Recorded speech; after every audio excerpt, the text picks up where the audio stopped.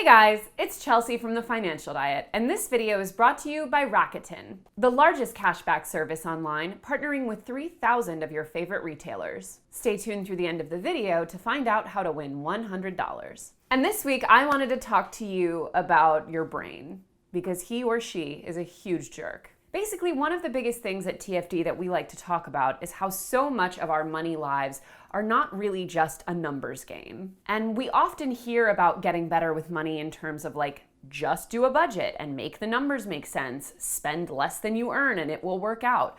But everyone who's ever been in trouble with money, and honestly anyone even who hasn't, probably knows on some level that how good you are with money at any given time is going to be enormously impacted by your own personal history, your psychology, the world around you, the messages you're receiving, your friends, and so many factors that have nothing on the surface to do with just the numbers. And for many people, sticking to a budget can be incredibly hard. Even when we know what we need to do with our money, making that leap from knowing what's right and doing what's right can feel impossible. And we've all seen breakdowns of people who are making hundreds of thousands of dollars a year, yet are reduced to living paycheck to paycheck because they can't get out of the way of their own lifestyle inflation. And some psychologists, like Bradley Klontz, think that it really boils down to the brain. According to Klontz, there are four main ways people think about money, what he dubs money scripts. The four types are money avoidance, the belief that having money and being rich are inherently bad; money status, the belief that your worth as a person is tied to your bank account numbers; money worship, the belief that having money will solve all of your problems; and money vigilance, the belief that you should be frugal, safe, and discreet, a sense of nervousness around money almost. And even if you may not know which of these archetypes tend to really fit your relationship with money, on a more broad level, neuroscientists tend to agree that our brains are not super well equipped to handle money or even really to understand money. Our brains tend to be very good at things that are black and white, like run away from that fire or eat when you're hungry. But when it comes to more nebulous concepts around which there are tons of possibilities and no real clear sense of right and wrong, things like money and how to handle it, our brains are much less well equipped for the task, which is probably a large part of why 8 out of 10 Americans experience some form of money anxiety. Unfortunately, there's no hard and fast answer for everyone about how to get out of your brain's way when it comes to money, but there are specific patterns and habits that we can recognize and figure out how to stop preemptively, or at the very least ignore and let pass us by, so that we can be more in control of our choices and less impacted by all these external factors or these more subconscious/base instincts that are not necessarily rational when it comes to how we should handle our money. So without further ado, here are 4 ways to combat your own brain and get better with your money goals. Number 1 is aspirational spending. So it is no surprise that it's a very base instinct for us to want what others have. Let's imagine that you are early man and you're out there, I don't know if this is commercial farming, but anyway, you have a crop and your neighbor has a really cool looking tool that's getting him way more crop. And you're like, give me that tool. And maybe you even kill him to get the tool. This was rougher times. Anyway, long story short, there is a good reason for us to covet things that seem aspirational. On a very base level, often having these more aspirational or unique or intelligent or highly technological developments can mean a higher chance of survival and a higher chance of prospering. And emulating others can also teach us really good skills, like, oh, this person is very good at communicating. I'm going to emulate the way that they communicate in order to further my own chances. You might be able to pick up an interesting skill or learn a way to do something better. The point is that peer influence can be very useful. But there are a couple reasons why, especially in today's world, that instinct can really turn against us. First and foremost, we are now exposed to millions of lives that we never would have come in contact with in a different era. Pick up Instagram and you have a literal cornucopia of people to be jealous of and people to make you feel insecure about yourself. It's causing you to want things that you may not have even been aware of, or things that have nothing to do with your own life. And because in places like pop culture or social media, often the goal is to present oneself as happy, fulfilled, successful, it's so easy to look at this item, let's say, that an Instagram influencer might have, and immediately associate it, even on a subconscious level, with being a happier person. And this is, again, not a new thing. It's called mimetic desire, and basically it means wanting something because someone else has it, because their ownership of the thing gives that thing value. And there's actually a system in our brain that does this. It's called the mirror neuron system, and basically it consists of two parts of the brain that fire up under two conditions: when you're performing an action and when you see someone else performing an action. Basically, our brains trick us into thinking that we're doing what someone else is doing when we see them do it. Our value system then gives that action, or the focus of that action, like a cute handbag, a mental boost. Neuroscientists have demonstrated this in very simple experiments, like when they show subjects a video of someone selecting between two pieces of candy. When the participants are asked what candy they prefer, they overwhelmingly want the candy that was chosen by the person on the video, even though that candy may not have necessarily even been their favorite flavor of candy. The point is, this is something inherent in how we view the world and how we perceive value. But since we are now surrounded by these images and have thousands of opportunities a day to see these items that might otherwise exist in a vacuum for us presented as someone else's object of desire, it becomes harder and harder to distinguish between what we intrinsically want and what we just see someone else enjoying. And one really easy way to combat this, if, for example, you're scrolling through a social media feed and seeing an item and feeling a strong desire for that item, is to wait at least 24 hours, first and foremost, so you can let that initial pang of aspiration subside. But second, and perhaps more importantly, go and view that item totally isolated, without all of the styling, without the person holding it, without all of the mental associations you're making with that friend or influencer or celebrity who's somehow inherently endorsing that item.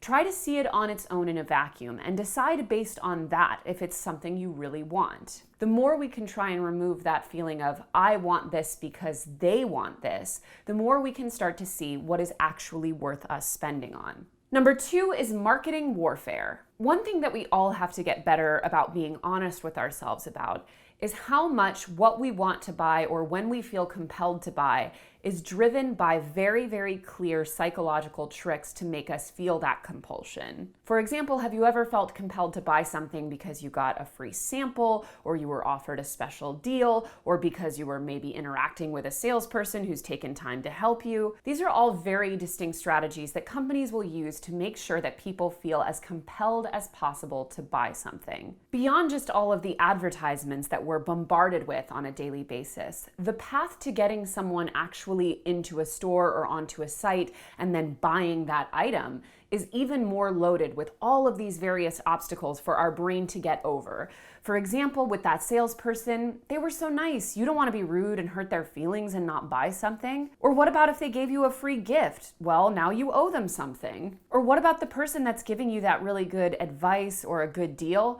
You now have trust with them. You don't want to betray that trust. Or maybe they're even making an exceptional offer for you.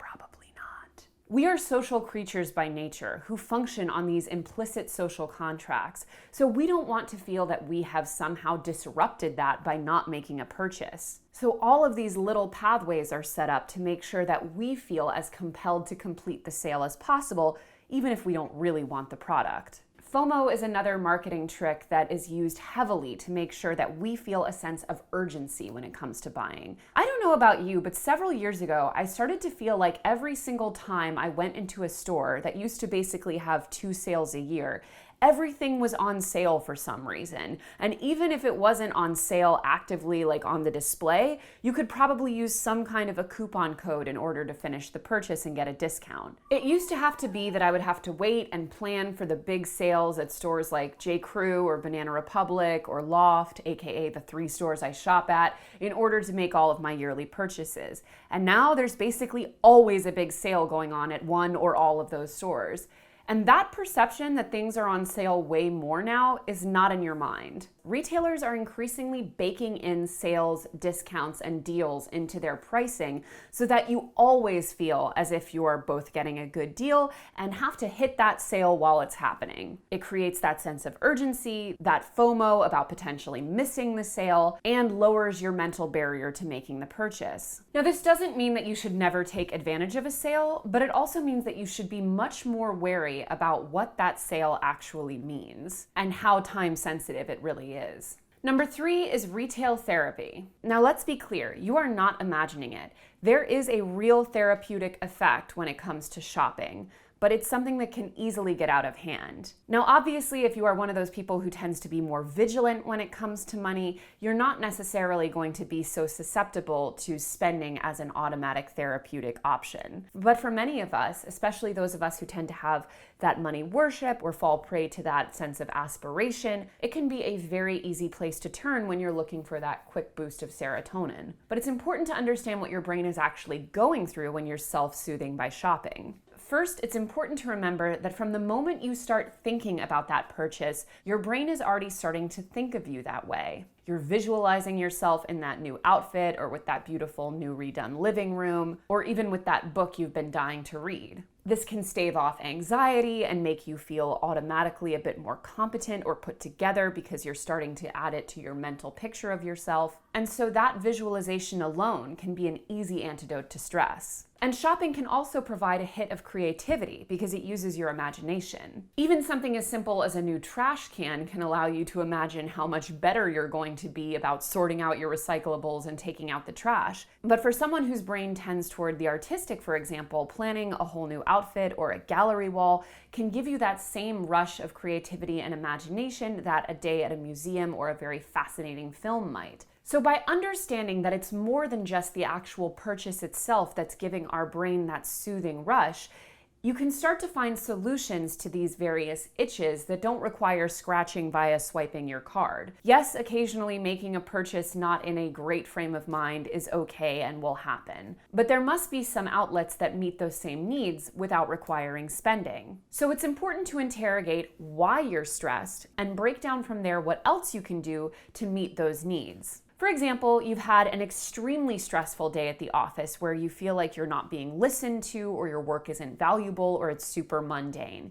You might want to have a really creative, imaginative moment by buying something really fun that makes you feel out of your day-to-day. What are a few other things that could meet those same needs? Well, as I mentioned, going to see that really beautiful film or spending an hour at a gallery can stimulate those creative and fulfilling parts of your brain. Or what if you want to imagine yourself differently because you feel like you're in a total rut? Making a really concrete plan for an exciting project or taking several concrete steps toward a specific goal you've been thinking about can give you that same boost of aspirational competence without having to buy yourself that really chic put-together outfit. Basically, interrogate what your brain is looking to escape and what it's looking to feel, so you can start to find budget-friendly ways of making yourself feel that way without going to the store. Lastly, number 4 is the abstract versus the concrete. So we've obviously talked a lot about ways that external factors can tap into the basest parts of us, but what about how our brain actually thinks about things? The calls that are coming from inside the house, so to speak. Basically, our brains aren't really that good at comprehending abstract things. This abstract reasoning is something that is obviously unique to humans, but it's also our most advanced way of thinking. And just because we're the ones who do it doesn't mean we're inherently very good at it. Things that are concrete, that are tangible and physical and have very clear cause and effect still feel much more real to us than things that don't. For example, this is why it can feel much harder to actually take out $200 worth of cash and put it on a counter than to swipe a card that is taking that same $200 out of an account that you can't physically see. Once you physically remove those bills from your wallet, that money is no longer there for you to use and you can see that. But that $200 that you took out of your account still exists in the ether until you actually check your bank account, which, if you tend to be avoidant, is something you may not do very often. And even once you do check that bank account, it's still just an abstract number that doesn't really mean anything until your brain takes a minute to contextualize it. And while debit cards can get closer to making your brain feel like this money is very real, because obviously it's directly linked to your account and you can see that money removed immediately, credit cards are even more difficult for our brains to manage, which is why so many of us, including formerly myself, have such a hard time staying out of trouble with credit cards. Credit cards actively make us feel that we have more than we really do, because our brain will easily tack that credit limit onto our actual account, making us feel like we have $3,000 in our account plus $2,000 we can spend on our card, so therefore $5,000.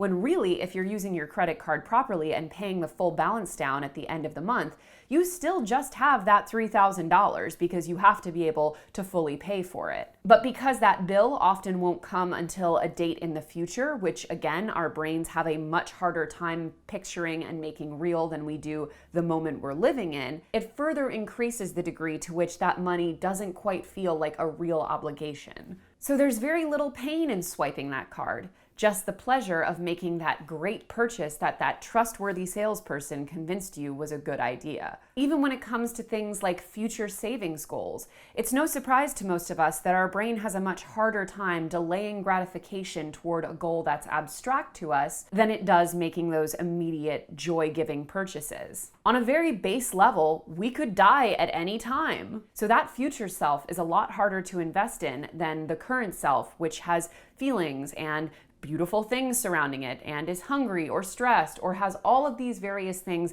that we're going to want to tend to right away. So how do we combat this? By making those abstract financial concepts as real to us as possible.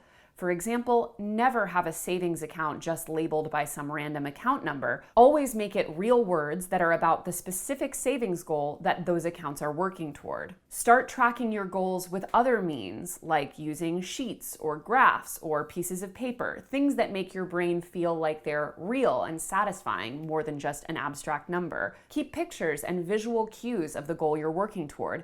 Don't just think about the house that you're saving up for. Start to create an inspiration board with images of the home that you want to create. If you're using cards, force yourself to check your accounts as often as possible to make sure that every time you're making that spend, that real hit to the amount of money available to you starts to feel tangible. If working with cards is difficult, try to pay in cash as often as possible, at least until you can start building up that association in your mind of purchase made, money lost. The more your finances and even the money in your account can feel like a very real, physical, tangible part of your life rather than just some abstract concept, the more you will be better equipped to make good decisions about it. So long story short, our brains aren't inherently very good at dealing with money. And with all these external factors weighing on us, it can become more and more difficult to separate what is real from what is just a trick being played on us. But the good news is that even just by watching videos like this one, you are doing yourself a huge favor to relieve that money stress you might be feeling and therefore prevent yourself from making a lot of those stressed out decisions. In fact, researchers have found that just asking for help with money results in a 20% increase in overall feelings of relaxation and recognition around the subject. So yes, talking about money is often half the battle. And if you want to make sure that the next smart, lucid, worthwhile purchase that you're making is ensuring the best deal possible, you should check out Rakuten. Rakuten is the largest cashback site which partners with over 2,500 of the biggest name brands like Sephora, Ulta, Macy's, and more to bring you cashback, coupons, and promo codes, all for free. You just click through links found on Rakuten and then shop on the store's websites like you normally would. For example, if you go to Sephora.com and you look up in the top right corner, there's this pop-up for a coupon. Just click on that button and it'll activate the deal. You literally get money back for the shopping that you were already going to do. And you'll get a $10 welcome bonus after you join for free at the link in our description and make your first purchase of $25 or more. Plus, once you've done that, you'll be eligible to win a $100 gift card. Just hit the link in our description to enter. As always, guys, thank you for watching. And don't forget to hit the subscribe button and to come back every Tuesday and Thursday for new and awesome videos. Bye!